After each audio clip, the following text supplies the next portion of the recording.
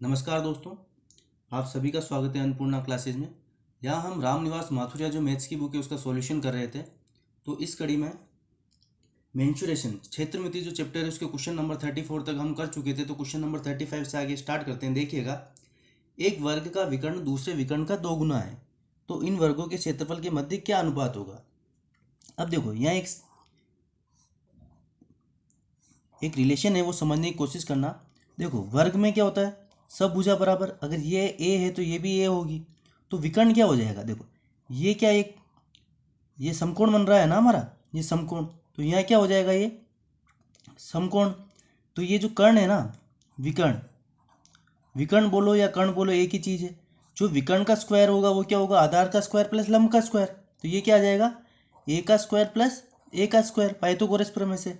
तो यहाँ विकर्ण स्क्वायर क्या निकल के आएगा हमारे पास, विकर्ण स्क्वायर क्या निकल के आएगा, 2a²।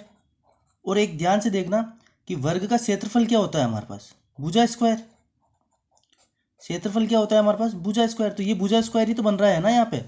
तो मैं ये यहाँ से ये लिख सकता हूँ कि जो वर्ग का, ध्यान देना, वर्ग का जो क्षेत्रफल होगा वो क्या होगा, विकर्ण स्क्वायर डिवाइडेड बाय 2। ठीक है, तो एक ये रिलेशन है, इसको आप ध्यान रखना। ठीक है, तो यहाँ क्वेश्चन में क्या कहना चाह रहा है वो, एक वर्ग का विकर्ण दूसरे विकर्ण का 2 गुना है। ठीक है, तो एक वर्ग है, मान लेते हैं इसका वर्ग क्या है, क्या इसका विकर्ण क्या है, x है। ठीक है, और जो दूसरा वर्ग है इसका विकर्ण कितना, इसका 2 गुना मतलब कितना, 2x है। अब देखो, ध्यान से देखो, हमारे क्या रिलेशन निकल के आया था कि वर्ग का क्षेत्रफल इक्वल टू विकर्ण स्क्वायर बाय 2। तो इसका क्षेत्रफल कितना, क्या है, निकल के आ जाएगा हमारे पास, विकर्ण कितना है x, तो एक्स स्क्वायर बाय 2। ठीक है, और इसका क्षेत्रफल कितना निकल के आएगा, विकर्ण कितना 2x, तो इसका स्क्वायर करोगे, विकर्ण का स्क्वायर तो ये क्या आ जाएगा, 2 का स्क्वायर तो 4, और x का एक्स स्क्वायर, और अपॉन में कितना आएगा, 2 आ जाएगा। अब क्या पूछा, इनके मध्य अनुपात पूछा है ना, मतलब इसका और इसका अनुपात, इसके क्षेत्रफल का और इसके क्षेत्रफल का अनुपात। तो इनका अनुपात निकाल दीजिए। देखो, 2 से 2 कट जाएगा, एक्स स्क्वायर से एक्स स्क्वायर कट जाएगा, तो बचेगा कितना, इधर से कितना बचा 1, और इधर से कितना बचा 4। तो ये कितना आ जाएगा हमारे पास, 1:4। और यही क्या हो जाएगा हमारा, इसका आंसर हो जाएगा। यहाँ कंफ्यूज मत करना, बुक में 4:1 आंसर दे रखा है। तो देखो, इसको उल्टा कर दोगे ना तो 4:1 ही आएगा। कैसे, क्या बोला उसने, एक वर्ग का विकर्ण दूसरे विकर्ण का 2 गुना, मतलब पहले ये वाला आएगा उसके बाद ये आएगा। ठीक है, तो इसका कितना आया 4, और इसका कितना आया था 1, तो हमारा जो अनुपात आएगा वो क्या आ जाएगा, 4:1। ठीक है, थोड़ा लैंग्वेज का खेल है, ये देख लेना आप। ठीक है, क्या बोला है, एक वर्ग का विकर्ण दूसरे विकर्ण का 2 गुना है, मतलब एक वर्ग का विकर्ण दूसरे विकर्ण का 2 गुना है, मतलब पहला यही है ना और दूसरा ये है। तो ठीक है, तो अनुपात क्या आएगा, पहले इसका आएगा पहले वाले का, तो 4:1 आएगा। ठीक है, तो आंसर ये कर लेना। ठीक है, आगे चलते हैं। 2√3 सेंटीमीटर भुजा वाले समषटभुज का क्षेत्रफल होगा। क्या कह रहा है ये, तो देखिएगा, समषटभुज होता क्या है हमारे पास। ठीक है, 6 भुजाएं समान। ठीक है, कुछ ऐसा ही होगा ना समषटभुज, थोड़ा हाथ से बनाया इसलिए सही नहीं है। ठीक है, ऐसा ही होगा। अब देखो, इसका अगर मैं सेंटर लेता हूँ एक ये, तो इसका इसका क्षेत्रफल, इसका क्षेत्रफल, इसका क्षेत्रफल, इसका क्षेत्रफल, छयों का क्षेत्रफल बराबर होगा ना। अगर ये भुजाएं बराबर है तो इन सभी जो 6, ये जो है ना, इसके सेंटर है, ये ध्यान रखना, सेंटर से त्रिभुज बनाए हमने, तो ये क्या बनेंगे, ये क्या बनेंगे हमारे समबाहु त्रिभुज। और समबाहु त्रिभुज का क्षेत्रफल क्या होता था हमारे पास, देखो, समबाहु त्रिभुज का क्षेत्रफल क्या होता है हमारे पास, समबाहु त्रिभुज का क्षेत्रफल √3/4 a²। ठीक है, अब आपको इस पूरे का निकालना है। देखो, इसकी एक भुजा कितनी देर की हमें, 2√3। तो ये जो ये सब है ना, इनकी ये सब 2√3 होगा। ठीक है, तो ये समबाहु त्रिभुज का √3/4 a² होता है। तो अब देखिए कितने त्रिभुज बन रहे हैं, 1 2 3 4 5 6। तो इसको आप 6 से मल्टीप्लाई कर लीजिए, और a² की वैल्यू क्या है हमारे पास, 2√3, वैल्यू पुट कर लीजिए, आंसर आ जाएगा 6 इंटू √3/4 इंटू 2√3 का स्क्वायर, तो 2 का स्क्वायर कितना हो जाएगा 4, और √3 का स्क्वायर कितना आ जाएगा हमारे पास 3।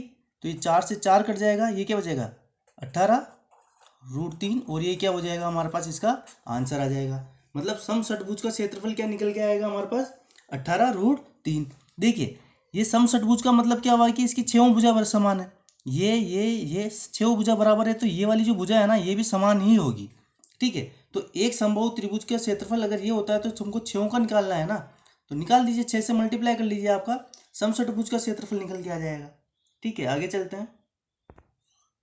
एक समबाहु त्रिभुज और एक समषटभुज का परिमाप समान है तो उस त्रिभुज और षटभुज के क्षेत्रफलों का अनुपात कितना होगा। देखिए बहुत ही अच्छा क्वेश्चन है। मान लीजिए समबाहु त्रिभुज और समषटभुज दोनों का जो परिमाप है ना वो कितना है हमारे पास, एक्स है। कह रहा है ना समान है, तो दोनों का हम परिमाप मान लेते हैं एक्स है। अब देखो समबाहु त्रिभुज क्या होता है, 3 भुजाएं होती है ना, अगर मतलब इसका इसका और इसका तीनों भुजाओं का योग कितना है हमारे पास एक्स, तो एक भुजा कितनी आ जाएगी x/3, x/3 और x/3। मतलब अगर परिमाप x है तो तीनों भुजा, तो एक भुजा का एक भुजा कितनी आएगी x/3 आएगी ना। ठीक है, और समषटभुज में क्या होता है, समान 6 भुजाएं, समान 6 भुजाएं। अगर इसका पूरे का परिमाप x है तो एक भुजा की वैल्यू कितनी आ जाएगी x/6, x/6। ठीक है, x/6 ही आएगी ना। तो देखिए अब इसका क्षेत्रफल क्या होता है हमारे पास, समबाहु त्रिभुज का क्षेत्रफल क्या बोल रहा है ये, तो त्रिभुज और षटभुज के क्षेत्रफलों का अनुपात ज्ञात करो। तो ठीक है, समबाहु त्रिभुज का क्षेत्रफल क्या होता है हमारे पास, √3/4 भुजा स्क्वायर, भुजा कितनी है x/3, तो ये x/3 का होल स्क्वायर, ये तो होता है ना √3/4 a स्क्वायर, समबाहु त्रिभुज का क्षेत्रफल। और यहाँ क्या है, सम षटभुज। अभी पिछले वाला क्वेश्चन किया था हमने, क्या था, इसको 6 से मल्टीप्लाई कर लो, आप समषटभुज का क्षेत्रफल आ जाता है। तो ठीक है, तो इसको 6 से मल्टीप्लाई कर लो, 6 इंटू √3/4, और समषटभुज की भुजा कितनी आ रही है हमारे पास यहाँ x/6, तो ये क्या आ जाएगा x/6 का होल स्क्वायर। ठीक है, यही आ रहा है ना। अब आप देखो ध्यान से देखना, ये √3/4 से √3/4 कट जाएगा, इधर स्क्वायर करोगे तो क्या आएगा x²/9, और इसको सोल्व करोगे तो ये क्या आएगा 6x² अपॉन 6 का स्क्वायर कितना आ जाएगा 36, इसको इससे काटोगे तो क्या आ जाएगा ये 6। तो देखो अलग से लिख देता हूँ x²/9 अनुपात x²/6। ठीक है, तो ठीक है, ये x² से x² कट जाएगा, ये 9 और 6 कटेंगे तो क्या है ये 3 और ये 2। तो देखो इसको मैं अलग से लिख रहा हूँ, मतलब जो समबाहु त्रिभुज है इसका तो क्या आ रहा है आपके पास 1/3, और अनुपात और जो समषटभुज है उसका कितना आ रहा है अपने पास 1/2। ठीक है, तो इसको प्रॉपर करो, ये हमारे को ऊपर चाहिए ना 1/3 अनुपात, एक बार तो ऐसा थोड़ी होगा।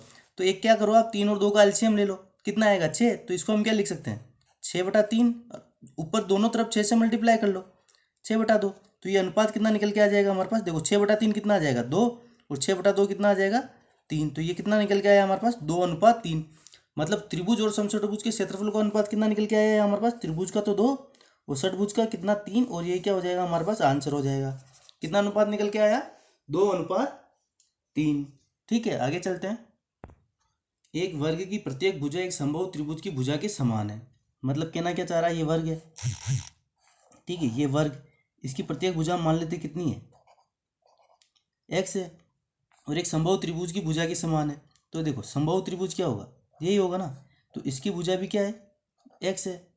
तो देखो इनके क्षेत्रफलों का अनुपात निकालना है, तो वर्ग का क्षेत्रफल क्या होता है हमारे पास भुजा स्क्वायर, मतलब ये कितना है x², और त्रिभुज का क्या होता है समबाहु त्रिभुज का फॉर्मूला, अभी अपने क्वेश्चन किया √3/4 a², समबाहु त्रिभुज का क्षेत्रफल ये होता है, तो ये क्या आ जाएगा √3/4, भुजा स्क्वायर क्या हो जाएगा x²।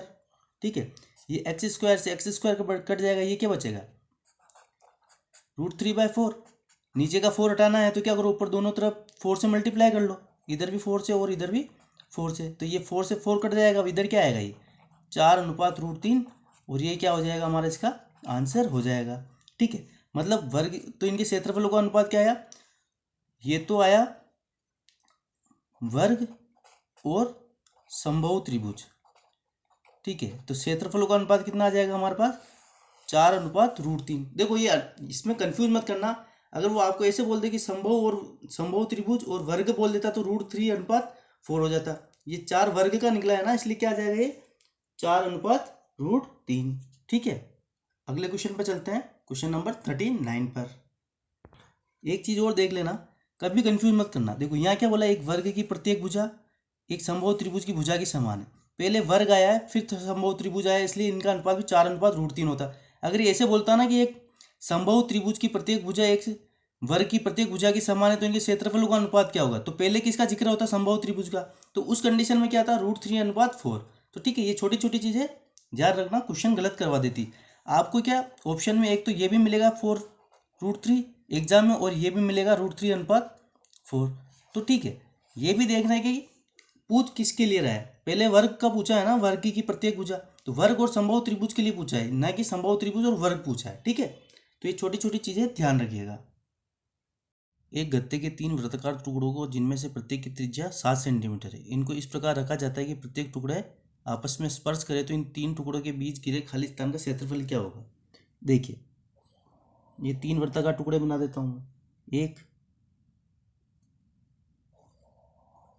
2 और ये 3, तीनों आपस में एक दूसरे को स्पर्श कर रहे हैं ना।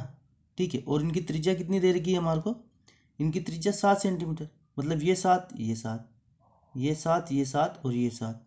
अब देखो क्या बोला है कि बीच में घिरे हुए स्थान का क्षेत्रफल, मतलब ये जो भाग है ना, हमें इसका क्षेत्रफल निकालना है।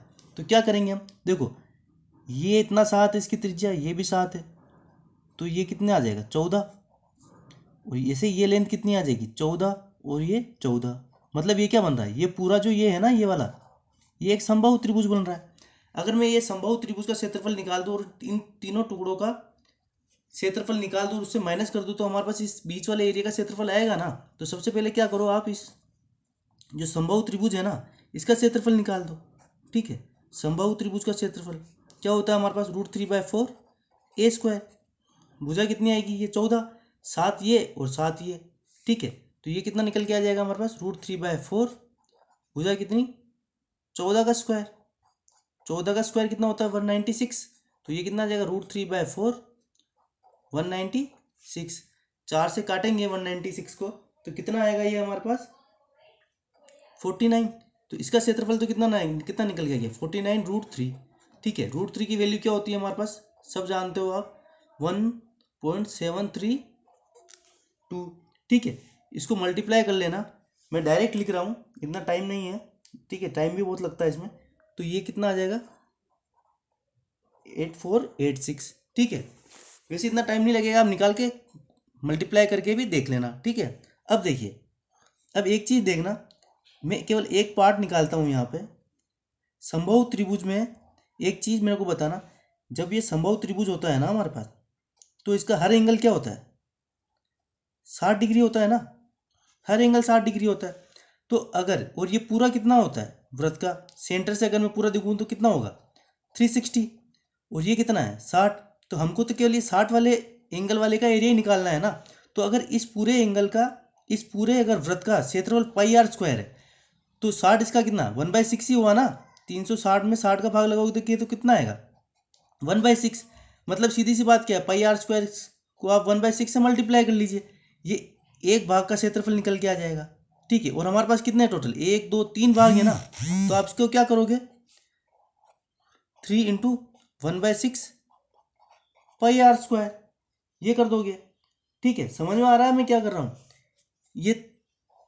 ये इतने इससे त्रिज्य खंड कितने हैं हमारे पास 3 है, 3 ही त्रिज्य खंड है ना, तो 3 तो ये, और πr² इस पूरे का होता है, इस पूरे का πr² होता है, लेकिन हमारे को इस छोटे का चाहिए, तो इसके लिए 1/6 से मल्टीप्लाई कर लिया। क्यों करा, क्योंकि ये पूरा एंगल तो होता कितना 360 और ये केवल 60, तो इसका छठा भाग ही तो है, तो 1/6 से मल्टीप्लाई कर लिया। तो देखो ये कितना आ जाएगा 2, तो ये क्या आ जाएगा 1/2। पाई की वैल्यू क्या होती है 22/7, और त्रिज्या कितनी देर की हमें 7, तो 7 × 7, 7 से 7 कटा, 2 से क्या कटा 11 बार, तो ये कितना आया 77 सेंटीमीटर स्क्वायर। सेंटीमीटर में दिया हो ना, तो ये भी सेंटीमीटर स्क्वायर। तो बीच वाले एरिया का क्षेत्रफल निकालना है ना, तो माइनस कर दो 84.86। इस पूरे त्रिभुज में से ये तीनों त्रिज्यखंड माइनस कर दो, बीच वाले एरिया का क्षेत्रफल आ जाएगा -77। तो ये कितना आ गया आपके पास 7.86 सेंटीमीटर स्क्वायर, और ये क्या हो जाएगा हमारे पास, इसका आंसर हो जाएगा। ठीक है, अभी ये कर रहे हैं इसलिए आपको लंबा लगा है, समझाना भी पड़ता है, जब आप एग्जाम में करोगे तो इतना टाइम नहीं लगेगा। और एग्जाम में एक चीज़ ध्यान रखना, आपको ऐसा क्वेश्चन भी मिलेगा जो 25 सेकंड में होगा, ऐसा क्वेश्चन भी मिलेगा जो 10 सेकंड में होगा, और एक ऐसा क्वेश्चन भी मिलेगा जो आपसे 2 मिनट में होगा, और एक या दो क्वेश्चन ऐसे भी मिलेंगे जो आपसे होंगे ही नहीं, ठीक है। तो बैलेंस बना के चलना पड़ता है, ठीक है। अब अगला क्वेश्चन देखिएगा, एक समांतर चतुर्भुज का एक कोण बगल वाले कोण का 4/5 भाग है, तो समांतर चतुर्भुज के कोणों का मान क्या होगा। अब देखिए समांतर चतुर्भुज क्या होता है, हमने पहले भी डिस्कस किया था, आपको एक बार और बता देता हूँ क्या होता है। इसमें आमने सामने की जो भुजाएं होती है ना, वो क्या होती है, समांतर होती है। आमने सामने की भुजाएं समांतर। अब ये क्या कह रहा है कि एक कोण बगल वाले कोण का 4/5 भाग है, तो एक चीज बताओ, ये वाला एंगल और ये वाला एंगल तो बराबर होगा समांतर चतुर्भुज में, ये वाला एंगल और ये वाला एंगल भी बराबर होगा। अब देखिए ये एंगल छोटा होगा ना, तो मैं इसको क्या मान लेता हूँ 4x। क्या कह रहा है, अगर इसको मैं अगर 5x मानता हूँ, ये अपने आप 4x हो जाएगा ना। क्या कह रहा है, 4/5 भाग ही है, मतलब अगर बड़ा वाला 5 है तो छोटा वाला कितना है, 4 है। और चतुर्भुज के चारों कोणों का योग कितना होता है हमारे पास, हमको पता होता है 360 डिग्री है। तो ये 4x है तो ये भी कितना हो जाएगा 4x, ये 5x है तो ये भी कितना हो जाएगा 5x। तो जोड़ लीजिए इनको, 5x plus 4x plus 5x plus 4x, ये चारों का योग कितना 360। तो ये कितना आ जाएगा हमारे पास 18। x की वैल्यू कितनी आई 360। तो x की वैल्यू कितनी आ जाएगी हमारे पास, इसको काटोगे तो 20। अगर ये 20 आया तो ये कितना 20 चौक ये 80, और ये कितना 100। ये 80 है तो ये भी 80, ये 100 तो ये भी 100, ठीक है। तो समांतर चतुर्भुज के कोणों का मान क्या होगा 80 100 80 100, ठीक है। समझ में आ गया ना, मतलब ये वाला जो एंगल है ना 5x, इसकी वैल्यू 100 हो जाएगी, इसकी 80, इसकी 100 और इसकी 80, और जोड़ लो इन चारों को 360 ही आएगा, ठीक है। आगे चलते हैं। एक कुएं के ऊपर एक गिरनी लगी है, ठीक है, जिसकी त्रिज्या 3.5 सेंटीमीटर है, ठीक है। गिरनी से पानी की तल की गहराई 132 मीटर है। गिरनी के ऊपर से रस्सी लगी है जिसके सिरे से बाल्टी बंधी है, ठीक है। तो कुएं से पानी निकालने के लिए गिरनी कितनी बार घूमेगी, ठीक है। मान लीजिए ये हमारा एक कुआं है साहब, ठीक है, ये कुआं, यहाँ एक गिरनी लगी है, और यहाँ के इस लेंथ पे पानी है, और यहाँ से एक रस्सी बंधी है, और यहाँ ये बाल्टी है हमारा, ठीक है। अब यहाँ से बाल्टी बंद की, ये गिरनी कितनी बार घूमेगी हमारा पानी बाहर निकल जाए, यही तो पूछ रहा है ना। और पानी की गहराई कितनी दे रखी है हमें 132 मीटर, और इस गिरनी की जो त्रिज्या है वो कितनी है 3.5 सेंटीमीटर। तो सबसे पहले तो गिरनी की आप क्या करो, परिधि निकाल लो।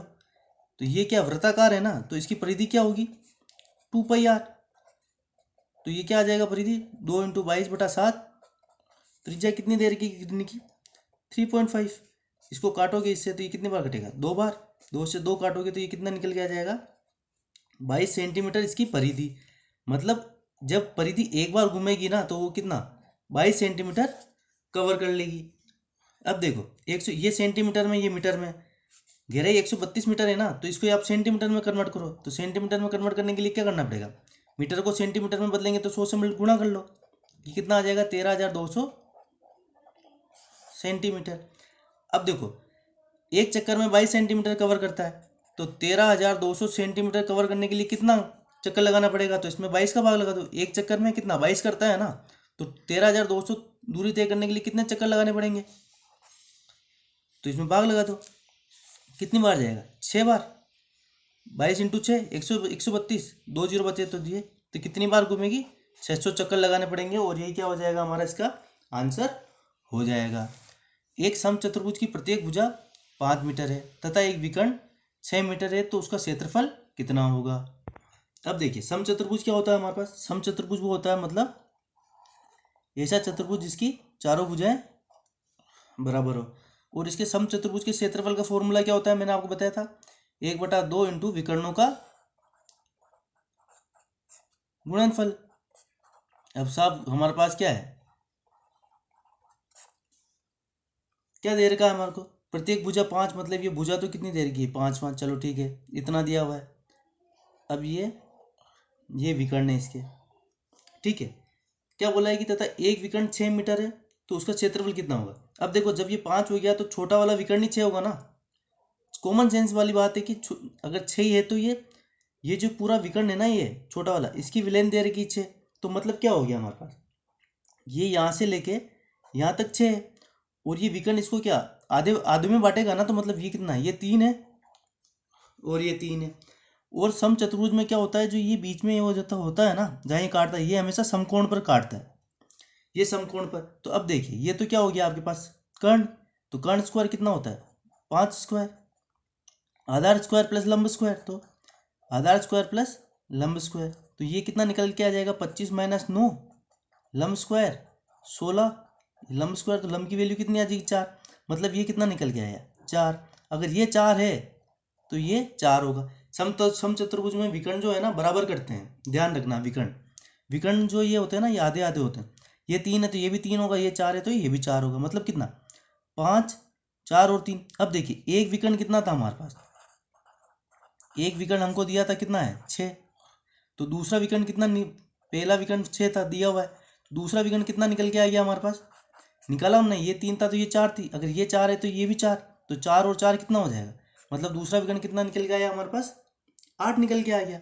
ठीक है, तो निकाल लो, इस फॉर्मूले में वैल्यू पुट कर दो, 1/2 इंटू विकर्णों का गुणनफल, 1 6 और 1 8। ठीक है, 2 से कितने बार घटेगा 3, तो 8 ये 24 मीटर स्क्वायर, और ये क्या हो जाएगा हमारे पास, इसका आंसर हो जाएगा। ठीक है, सीधी सी बात है। देखो समचतुर्भुज का क्षेत्रफल क्या होता है 1/2 इंटू विकर्णों का गुणनफल, तो ये कितना, एक विकर्ण 6 दे रखा है, तो दूसरा अपने आप निकाल दो ना। देखो ये समचतुर्भुज की प्रॉपर्टी होती है, ये जो आपस में काटते हैं ना, तो ये भुजा और ये भुजा, ये भुजा ये भुजा बराबर होती है, मतलब ये 3 है तो ये भी 3 होगी, और अगर ये x है तो ये भी x होगी, ये y है तो ये भी y होगी। ये समकोण पर काटते तो ये पाइथागोरन प्रमेय यहाँ लगा दो, कर्ण स्क्वायर इक्वल टू आधार स्क्वायर प्लस लंब स्क्वायर, ये 5 था ये 3 था, तो ये अपने आप कितना निकल के आ गया हमारे पास 4, ये 4 है तो ये भी 4 होगा। ठीक है, तो एक पूरा विकर्ण की लंबाई कितनी निकल के आ गई 8, और एक हमको 6 दे ही रखा था, तो फॉर्मूले में पुट कर दो, हमारा आंसर निकल के आ जाएगा। ठीक है, अगले क्वेश्चन पे चलते हैं। एक समबाहु त्रिभुज का क्षेत्रफल 3√3 मीटर स्क्वायर है, तो उसकी भुजा बताओ। देखो समबाहु त्रिभुज का क्षेत्रफल हमारे पास क्या होता है √3/4 भुजा स्क्वायर। ठीक है, यहाँ हमें क्या क्षेत्रफल दे रखा है, तो वैल्यू पुट कर दो, 3√3 इक्वल में √3/4, और ये इधर क्या भुजा स्क्वायर, भुजा ही तो निकालनी है हमें। ठीक है, तो देखो इक्वल में तो √3 से √3 कट जाएगा, ये 4 इधर जाएगा तो ये कितना आ जाएगा 12 भुजा स्क्वायर। ठीक है, अब देखो 12 को हम कुछ तोड़ सकते हैं क्या, जो परफेक्ट स्क्वायर बनता हो किसी का, तो ठीक है, इसको मैं क्या लिख सकता हूँ 4×3, तो देखो 4×3 इक्वल में भुजा स्क्वायर लिख सकता हूँ ना मैं, कोई दिक्कत नहीं है। तो देखो अब इन सब का रूट कर दो, तो 4 का रूट कितना निकलेगा 2, 3 का रूट कितना निकलेगा √3, और भुजा स्क्वायर था तो हमको भुजा में बदलना था ना, इसलिए इसका रूट करा, तो ये क्या आ जाएगा भुजा, भुजा स्क्वायर का रूट भुजा, तो यहाँ से भुजा क्या निकल के आ गई हमारे पास 2√3, और ये क्या हो जाएगा हमारा इसका आंसर हो जाएगा। मतलब भुजा कितने निकल के आएगी 2√3 सेंटी क्या मीटर में है ना ये, हाँ तो यहाँ ये मीटर कर देना 2√3 मीटर। ठीक है, एक वर्ग के विकर्ण पर एक समबाहु त्रिभुज बनाया गया है। ठीक है, तो ठीक है, डरना मत, क्वेश्चन को देख के सोल्व करो, अपने आप सोल्व होगा। ठीक है, क्या कह रहा है कि वर्ग के विकर्ण, वर्ग का विकर्ण तो यही होगा ना। ठीक है, एक वर्ग के विकर्ण पर एक समबाहु त्रिभुज बनाया गया है, तो बताओ वर्ग के क्षेत्रफल और समबाहु त्रिभुज के क्षेत्रफल के मध्य अनुपात क्या होगा। तो सबसे पहले कुछ मत करो, ये वर्ग की भुजा है ना, अब इसको ए मान लो, चारों भुजाएं बराबर तो ए। ठीक है, अब देखो अगर ये दोनों ए है तो ये विकर्ण की वैल्यू क्या आएगी, ये समकोण बन रहा है ना, तो क्या आ जाएगा कर्ण स्क्वायर या विकर्ण स्क्वायर कुछ भी लिख दो, इक्वल टू आधार स्क्वायर प्लस लंब स्क्वायर। ठीक है, कर्ण स्क्वायर क्या होता है, देखो विकर्ण और कर्ण अलग होता है, लेकिन यहाँ दोनों एक ही होंगे, ये देख सोचना आप। ठीक है, तो विकर्ण स्क्वायर इक्वल टू आधार स्क्वायर प्लस लंब स्क्वायर। ठीक है, तो यहाँ क्या निकल के आ जाएगा, यहाँ हमारे पास ये विकर्ण क्या निकल के आ जाएगा आधार स्क्वायर कितना, ये ए स्क्वायर प्लस ए स्क्वायर और ये भी स्क्वायर, तो देखो ये कितना निकल के आ जाएगा, विकर्ण कितना निकल के आ जाएगा हमारे पास, इधर ये क्या बनेगा 2a² बनेगा ना, तो जब इसका रूट होगा तो ये क्या बन जाएगा √2, 2 का तो √2 और a स्क्वायर का क्या हो जाएगा a। अब देखो सीधी सी बात है, तो अगर मैं क्या पूछा फिर हमारे को वर्ग के क्षेत्रफल और समबाहु त्रिभुज के क्षेत्रफल में। ठीक है, तो वर्ग का क्षेत्रफल तो हमारे को पता है क्या होता है भुजा स्क्वायर, अगर ये ए है तो ये क्या हो जाएगा ए स्क्वायर। अब लफड़ा किसका है समबाहु त्रिभुज का क्षेत्रफल, ये निकालना है ना, तो निकाल लेते हैं समबाहु त्रिभुज का क्षेत्रफल। तो ये देखो ये विकर्ण कितना निकल गया है, √2a। तो अब यहाँ जो एक संभव त्रिभुज बनेगा वो ऐसा ही बनेगा ना, ये कुछ ये वाली भुजा भी √2a होगी और ये भी √2a। और इसका क्षेत्रफल का फॉर्मूला क्या होता है, √3/4 a²। a² का मतलब क्या, √2a का स्क्वायर। सोल्व कर लो इसको, √3/4 √2 का स्क्वायर कितना हो जाएगा 2, और a का स्क्वायर कितना हो जाएगा a²। ये काटोगे कितने बार कटेगा, 2 बार। तो ये देखो इधर लिख रहा हूँ मैं, ये वर्ग का क्षेत्रफल तो कितना a² अनुपात में क्या आ जाएगा, ये √3/2 a²। a² से a² कट जाएगा, और देखो ये 2 हटाना है ना, तो ऊपर 2 से मल्टीप्लाई कर लेंगे, इंटू 2। तो ये 2 से 2 कट जाएगा, तो बचेगा क्या हमारे पास 1/√3। 1 सॉरी इधर 2 से मल्टीप्लाई किया था ना हमने, तो ये 2 आएगा ना, 2 से मल्टीप्लाई किया था 2 आएगा। तो ये क्या आ जाएगा 2√3, और ये क्या हो जाएगा हमारे पास आंसर हो जाएगा। मतलब वर्ग के क्षेत्रफल और संभव त्रिभुज का क्षेत्रफल का अनुपात कितना निकल गया है, 2:√3। और अगर यहाँ ऐसे पूछता संभव त्रिभुज और वर्ग के क्षेत्रफल के मध्य अनुपात, तो हम क्या कहते हैं √3:2। ठीक है, तो ये यहाँ नोट कर लीजिएगा क्या आंसर निकल के आया हमारे पास, दोनों के क्षेत्रफल का अनुपात 2:2:3। एक वर्ग की चारों भुजाओं को स्पर्श करने वाले 1 मीटर त्रिज्या के गोले से बने छायांकित भाग का क्षेत्रफल होगा। मतलब देखो हमें क्या करना है कि हमें केवल जो ये एरिया है ना, ये छायांकित भाग, इसका हमें क्षेत्रफल निकालना है। तो देखो इसको सोल्व करने का सबसे अच्छा तरीका है, आप इसका ये वाला जो पोर्शन है ना, ये मतलब ये वाला पोर्शन, इसको उठा लीजिए। देखिए त्रिज्या हमें कितनी दे रखी, 1 मीटर दे रखी है ना।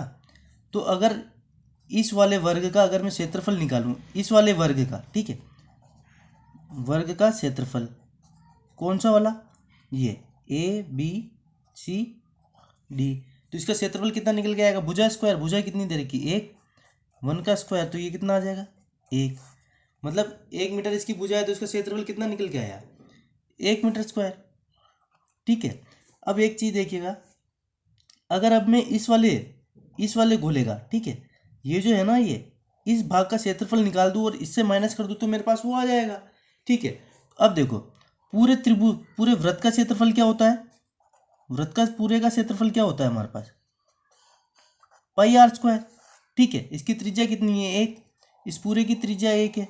अब एक चीज़ बताओ मुझे, अगर मैं इस पूरे का निकाल के, ये पूरा कितना है 360 होता है ना, और ये क्या है 90, मतलब इसका कितना है 1/4 ही है। तो अगर मैं पूरे को निकाल के 360/90 मतलब कितना 4, मतलब अगर इस पूरे को निकाल के अगर मैं 4 का भाग लगा दूं, तो मेरे पास इस एरिया का क्षेत्रफल आ जाएगा। तो ठीक है, तो इस वाले वृत्त का क्षेत्रफल कितना आ जाएगा, आर की वैल्यू कितनी है 1 है, तो ये कितना आ जाएगा π/4। ठीक है, तो क्या आ जाएगा मेरे पास वर्ग का क्षेत्रफल, इस पूरे वर्ग का क्षेत्रफल कितना 1, और केवल एक इस वाले त्रिज्य खंड का क्षेत्रफल कितना निकाला अभी हमने π/4। तो ये क्या आ जाएगा, ये हमारे पास इसका आंसर आ जाएगा मीटर स्क्वायर। मतलब छायांकित भाग का क्षेत्रफल कितना है हमारे पास 1 - π/4 मीटर स्क्वायर। अगला क्वेश्चन देखिएगा, अच्छा क्वेश्चन है। एक आयताकार मैदान का क्षेत्रफल 600 मीटर स्क्वायर है। ठीक है, ये कोई आयताकार मैदान, इसका जो एरिया दे रखा है ना, क्षेत्रफल एरिया कितना दे रखा है हमें 600 मीटर स्क्वायर। और ये क्या होता है, अगर इसको x मान लूँ और इसको y मान लूँ, लंबाई x और चौड़ाई y, तो लंबाई इंटू चौड़ाई कितनी दे रखी है हमें 600। अब इसका देखना, ये क्या करें, इसके विकर्ण का माप 20 मीटर है। विकर्ण क्या होता है, ये 20 दे रखा है। अगर पाइथागोरन प्रमेय से मैं देखूँ, तो ये क्या आ जाएगा, आधार स्क्वायर प्लस लंब स्क्वायर इक्वल टू कर्ण स्क्वायर। कर्ण स्क्वायर 20 का स्क्वायर करोगे तो क्या आएगा, 20 का स्क्वायर 400। तो हमारे पास देखो एक इक्वेशन तो ये आ गई। तो मैदान का परिमाप मतलब हमारे को एक्स और वाई दोनों की वैल्यू चाहिए ना हमें, तो एक्स वाई की वैल्यू तो है 600, और X square plus Y square की वैल्यू हमारे पास कितनी है 400। तो अब एक चीज़ देखिए, एक्स प्लस वाई की वैल्यू हम यहाँ से निकाल सकते, कैसे निकाल सकते, एक्स प्लस वाई का होल स्क्वायर कितना होता है हमारे पास, x square plus Y square plus का 2xy। ये वैल्यू हमारे पास है, ये वैल्यू है ये। तो अगर x प्लस वाई निकालना है, तो ये यहाँ वैल्यू पुट करिए आप, X square plus Y square की वैल्यू क्या है 400। ठीक है, और 2xy की वैल्यू क्या आएगी, अगर एक्स वाई 600 है, तो 2xy कितना आ जाएगा 1200 आएगा ना। मतलब x प्लस वाई स्क्वायर कितना आया हमारे पास 1600। तो x प्लस वाई कितना आ जाएगा, रूट कर दो, तो ये कितना आ जाएगा हमारे पास 40। 40 इंटू 40 1600 ही होता है ना, तो x प्लस वाई की वैल्यू क्या आ गई 40। अब देखिए x प्लस वाई कितना है हमारे पास 40 आ गया। और हमारे को क्या निकालना, परिमाप ही निकालना है ना, ये x है तो ये भी x y, तो परिमाप क्या होगा x plus X Y plus Y, चारों भुजाओं का योग। तो ये कितना हो जाएगा 2x प्लस 2y, तो यहाँ से 2 कॉमन ले लेंगे तो क्या x प्लस वाई है ना, तो परिमाप क्या हो जाता है हमारे पास, परिमाप क्या आएगा यहाँ से 2x plus Y. X plus Y की वैल्यू क्या निकाली, अभी हमने निकाली कितनी 40, तो यहाँ पुट कर दीजिए 2 में x प्लस वाई की वैल्यू 40, तो ये कितना आ गया परिमाप इसका 80 मीटर, और ये क्या हो जाएगा हमारे पास इसका आंसर हो जाएगा। ठीक है, परिमाप कितना निकल के आया 80 मीटर, मतलब चारों भुजाओं का योग। एक त्रिभुज की भुजाएं क्रमशः 8 मीटर 15 मीटर व 8 17 15 मीटर है, तो इसका क्षेत्रफल बताओ। देखो 8 17 15 देख के मुझे समझ में आ रहा है कि ये क्या है, एक समकोण त्रिभुज है। मैंने आपको कुछ ट्रिपलेट्स बताए थे, मैंने आपको बताया था जब हम ट्रिग्नोमेट्री चैप्टर कर रहे थे कि इनको याद रखना। तो 8 15 और 17 ये भी क्या होता है, एक ट्रिपलेट होता है। चाहे आप इसको लंब मानो चाहे इसको आधार मानो, एक ही बात है, ये लंब लंब दोनों में से एक लंब एक आधार हो जाएगा, और ये सब बड़ी वाली भुजा क्या होती है कर्ण हो जाता है। तो ये तो कितनी 17, चाहे इसको 8 मान लो चाहे इसको आप 15 मान लो, कोई फर्क नहीं पड़ता। अब देखिए अगर समकोण त्रिभुज का अगर ये तीनों भुजा बताऊँ ना मैं क्या, अगर तो इसका क्षेत्रफल क्या होता है, समकोण त्रिभुज का क्षेत्रफल क्या होता है हमारे पास 1/2 इंटू आधार इंटू ऊंचाई। ठीक है, देखो टाइम बचाना है ना, तो आपको पता ट्रिपलेट तो याद होने चाहिए, वैसे सिंपल सी चीज़ है, ट्रिपलेट्स हमेशा आपको याद होने चाहिए। तो इसका क्षेत्रफल कितना निकल के आ जाएगा 1/2, आधार कितना 15, और इसकी ऊंचाई हाइट कितनी है 8, रख दो काट दो, 8 से 2 कटेगा 4 बार 15 चौके 60, तो एरिया कितना निकल के आ गया इसका 60 मीटर 60 मीटर स्क्वायर, और ये क्या हो जाएगा हमारे पास इसका आंसर हो जाएगा। मतलब एरिया कितना निकल के आया 60 मीटर स्क्वायर। आप इसको हीरा के सूत्र से भी कर सकते थे, लेकिन ठीक है उसमें टाइम बहुत लगता। उसमें क्या पहले तो आप अर्ध परिमाप निकालते, एस निकालते, कैसे 8 15 और 17 तीनों को जोड़ दे तो कितना आता 40, और अर्ध परिमाप इसका कितना निकल के आता, फिर 40 का हाफ करते तो कितना आता 20। फिर आप वो फॉर्मूला लगाते root s s minus a s minus b s minus c. ठीक है, आप वैसे भी कर सकते थे, कोई दिक्कत नहीं है। ठीक है, पर समय की बचत करनी है तो ठीक है, ऐसे भी करोगे तो अच्छी बात है, थोड़ा टाइम एक्स्ट्रा मिलेगा आपको एग्जाम में। अगला क्वेश्चन देखिएगा, एक वृत्ताकार मैदान का क्षेत्रफल 154 मीटर स्क्वायर है। ठीक है, इसके बाहरी ओर चारों तरफ 7 मीटर चौड़ा रास्ता है, तो रास्ते के दोनों ओर तार लगाने के लिए तार की लंबाई क्या होगी। तो देखिए कहना क्या चाह रहा है, एक वृत्ताकार मैदान है, ठीक है, और इसका जो एरिया है ना क्षेत्रफल, ये कितना दे रखा है हमें 154 मीटर स्क्वायर। अब ये क्या कह रहा है कि इसकी बाहरी ओर 7 मीटर चौड़ा रास्ता है, मतलब क्या है कि ये यहाँ एक रास्ता इस तरीके से ये रास्ता बना हुआ है, ठीक है, और ये क्या 7 मीटर चौड़ा है, मतलब ये जो है ना ये कितना है ये 7 मीटर है। अब एक चीज़ देखिए, अंदर वाले में हमको क्षेत्रफल दे रखा है एरिया, तो वृत्त का एरिया क्या होता है पाई आर स्क्वायर, और ये कितना दे रखा है हमें 154। ठीक है, तो यहाँ से वैल्यू निकाल दीजिए आप, यहाँ से आर की वैल्यू निकल जाएगी ना, अंदर वाले की हमें त्रिज्या भी तो पता हो तो त्रिज्या निकाल दीजिए। तो आर इंटू आर इक्वल में 154, 22 से इसको काटो कितनी बार कटेगा ये 7 बार। ठीक है, तो ये आर स्क्वायर की वैल्यू कितनी आ जाएगी 49, तो आर कितना आ जाएगा हमारे पास 7, मतलब अंदर वाले त्रिभुज की जो त्रिज्या है वो कितनी 7, और बाहर वाले की जो रोड की चौड़ाई है कितनी 7, तो ये पूरा कितना निकल के आ जाएगा, मतलब ये जो पूरा है ना 7 ये मतलब 14। तो जो पूरा जो बड़ा वाला वृत्त बन रहा है ना रोड सहित, इसका कितना निकल के आ जाएगा हमारे पास, इसकी त्रिज्या कितनी निकल के आएगी 14। अब देखो उसने पूछा क्या, तो रास्ते के दोनों ओर, मतलब इधर भी और इधर भी, रास्ते के दोनों ओर तार लगाने के लिए तार की लंबाई ज्ञात करो। ठीक है, मतलब उसको क्या इस इधर भी तार लगाना है और उसको इधर भी तार लगाना, दोनों दोनों ओर तार लगाना, तो इनकी क्या हमें क्या परिधि निकालनी पड़ेगी ना। तो देखो छोटा वाला इसकी परिधि कितनी होगी 2πr, इसकी त्रिज्या कितनी 7 है ना, तो 2 इंटू 22/7 इंटू 7। ठीक है, तो इसकी परिधि तो कितनी निकल के आ गई 54 मीटर, तो यहाँ तो कितना तार लगेगा 54 मीटर तार लगेगा।